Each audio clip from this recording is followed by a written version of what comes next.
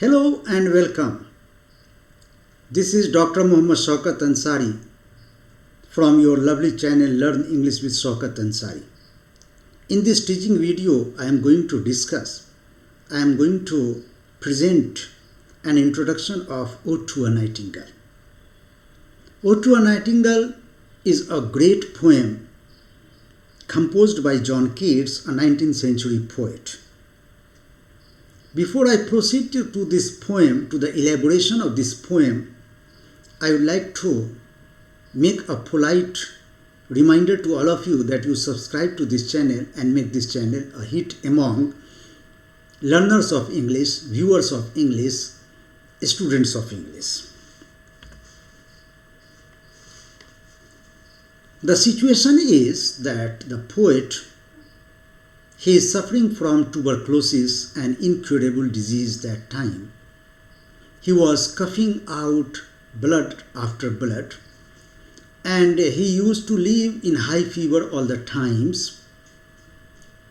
And one day he is lying under a tree, and immediately he listens to the song of a nightingale, and it transports him into the world of imagination, and he thinks of the beauties, the wonderfulness of that song, the melodies of that song, and this song provides an escape route for the poet and an outlet to express his pent-up emotions and feelings.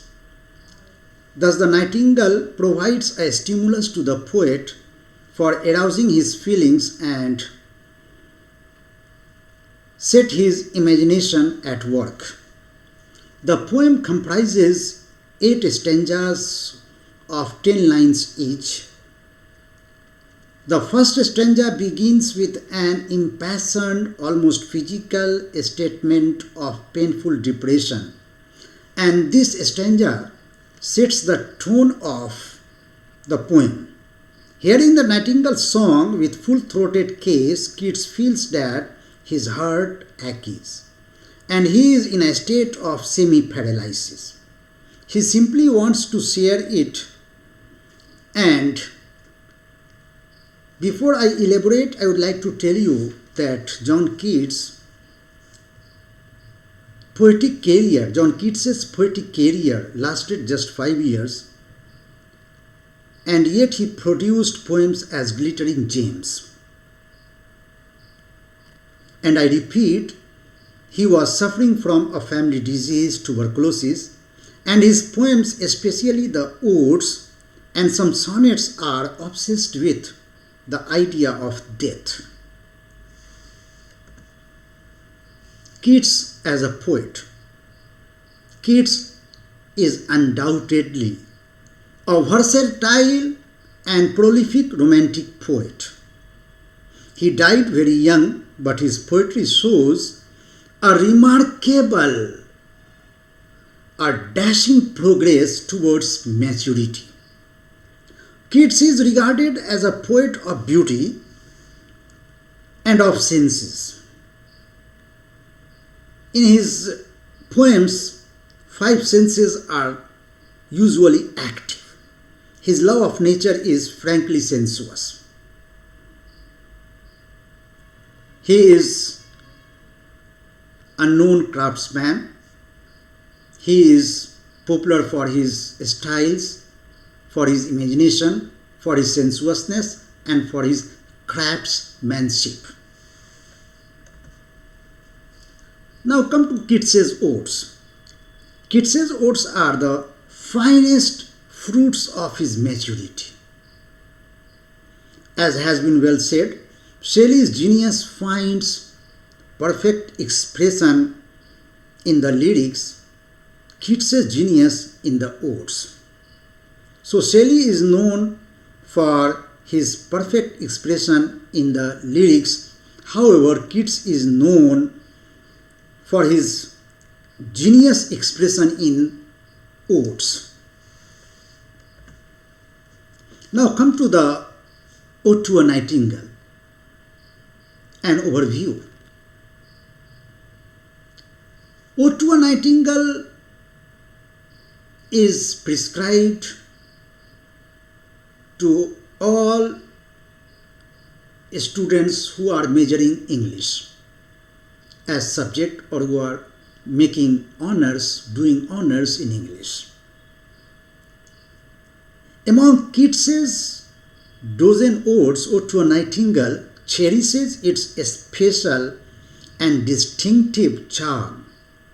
This is certainly the most dramatic and personal of his odes. Ode to a Nightingale was composed in a mood of heightened depression, but as usual, the Song of the Nightingale elevates the poet from that mood and lifts him up high into the realm of imagination, into the world of imagination. Now come to the summary of Ode to a Nightingale. In short, the poem begins with the sense of dullness. Mood of the poet is gloomy. The poet sleeps while hearing the Song of Nightingale, while enjoying the melodious song of Nightingale. Sleep overpowers the poet and he starts his journey to the world of Nightingale. He starts his flight to the world of Nightingale. He wishes to make a transportation to the world of Nightingale. As the poem proceeds, the poet expresses his different desires. Firstly, he wants high quality red wine. He remembers difficulties of life and wants to forget them, but his sensitiveness doesn't allow him, hence he wants red wine. So he is that in that moment, he is in the need of red wine. He knows misfortunes of life is disturbing him too much, and he wants to fade far away and quite forget the weariness, the fever, and the frets of life. He wishes to forget the worries of life. Then the poem proceeds and he says Keats doesn't, and as the poem proceeds, Keats doesn't talk only about his own anxieties, he also talks about the people and their worries. It gives this poem a universal appeal. So here, a very nice synthesis of personality and impersonality, subjectivity and objectivity, subjectivity and universality. Nevertheless, the objective is still therein, and the poem is appealing in both senses, in subjectivity as well as in objectivity domains. The poet wants to escape from this world, and for this purpose he chooses viewless wings of poesy. His poetic imagination can help him to start his journey to a new world where he sees a shining moon regardless of darkness that time.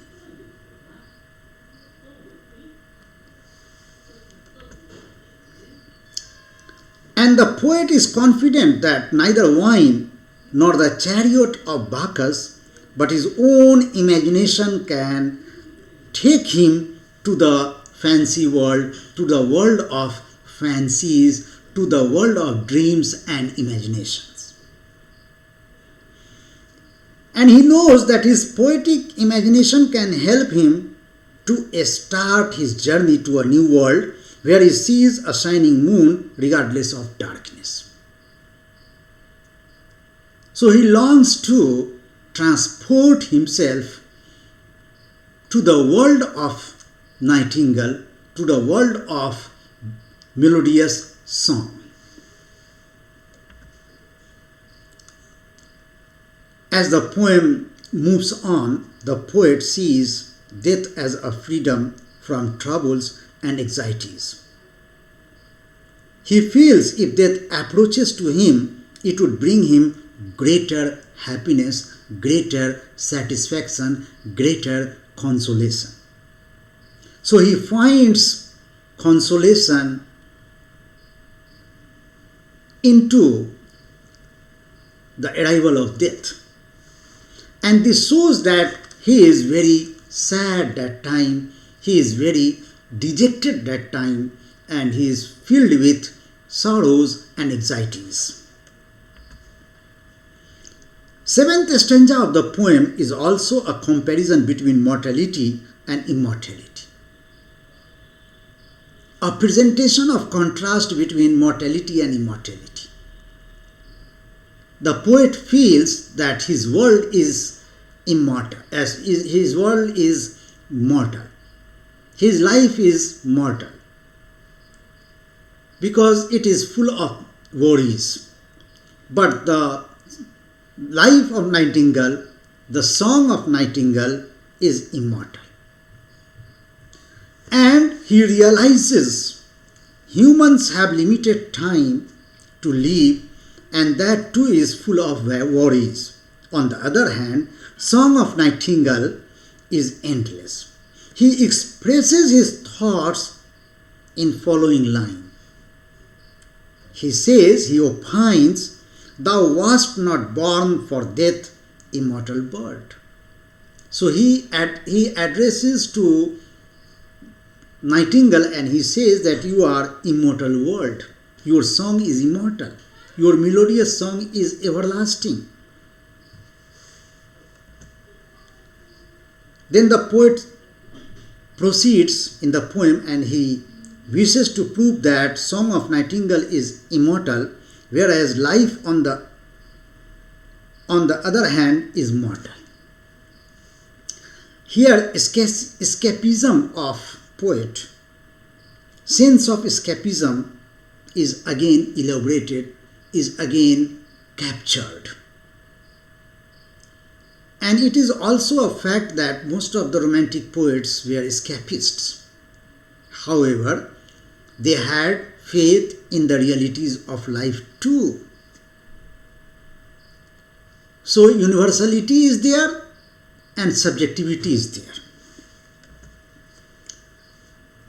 With the word forlorn, the poet returns from imagination. The poet knows that the world of imagination, though gives peace, yet it is a lie. Yet it is a fancy.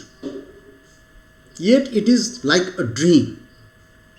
He calls it a deceiving elf, and at the end, Song of Nightingale flees. Song of Nightingale vanishes from the scene. And in this way, the imagination of the poet is also over. His flight to the world of imagination stops itself, and the poem ends with a question.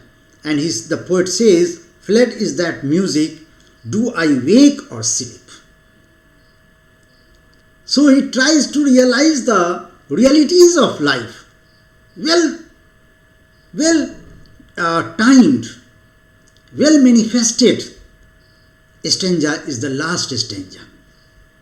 Okay. Now come to the conclusion. Ode to a Nightingale, in a nutshell, is the expression of feelings. It is a highly impressive poem of John Keats. The poem is evident that the poet is a true romantic and a pure poet. Keats is a pure poet. The poem also reveals his strong imaginative powers, strong imaginative energies, a strong imaginative storehouse of the poet. The poet has successfully managed making comparison and demonstrating nature and its objects in the poem. Conclusion, next point regarding conclusion. The poet has proved that Song of Nightingale is immortal. It has also been proved that the imagination is pleasurable, of course, but it is fading, and the life is painful. Sidney Colvin's remarks are worth mentioning here. He says, Ode to a Nightingale is among the varied glories of the English poetry. Ode to a Nightingale is one of the glories of John Keats. One of the glories created, penned by John Keats. Ode to a Nightingale, in short, is the expression of feelings. It is a highly impressive poem, and the poet here is purely romantic, and he is a pure poet, a pure genius. He is displaying his virtues as a poet here, his arts as a poet here. Okay, and the poem reveals the poet's imaginative powers. A very key point, Ode to a Nightingale, is also about hard life's experiences of the poet. It's a journey from the real world to the world of imagination. The poet escapes to the world of Nightingale. He finds imaginative world more peaceful and harmonious than real world. However, he is alone there too. Ultimately, he returns with a lesson that escape is possible only with death. A very harsh truth of life in the context of the poet's existing life that time.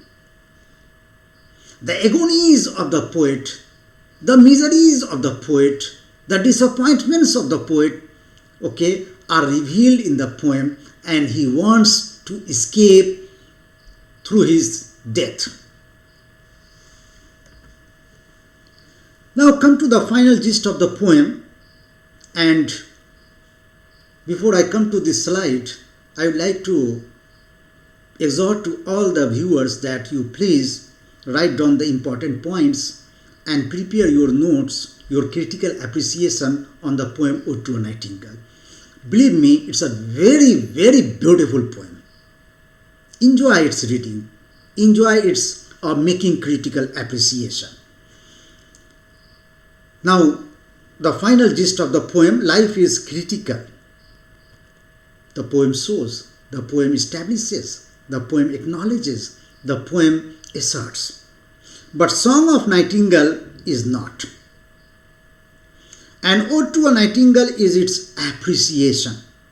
It is also about hard life's experiences and stabbing miseries of the poet. It is a journey from real world to the world of imagination, to the domain of dreams. Now the final estimation of the poem for all of you, and while making video I always fear that maybe it's going to be lengthy. John Keats in Ode to a Nightingale makes a comparison, beautiful comparison, outstanding comparison, marvelous comparison, okay, between several things. Some of them are. Between art and life, he makes a contrast. Between mortality and immortality, he makes a comparison. He describes the comparison between imagination and reality beautifully. And the poem presents a contrast, a comparison between world of mankind and world of Nightingale. See the beauties of the poem. See the remarkable features of the poem, okay? And the poem is a comparison between pleasure and pain, life and death. So my dear lovely students, you read the text line by line and you enjoy and make this teaching video on background of your learning, of your writing notes. Thank you very much. See you, and at last I would like to again make a reminder, a very polite reminder, that you please make this channel popular among learners of English. Thank you very much.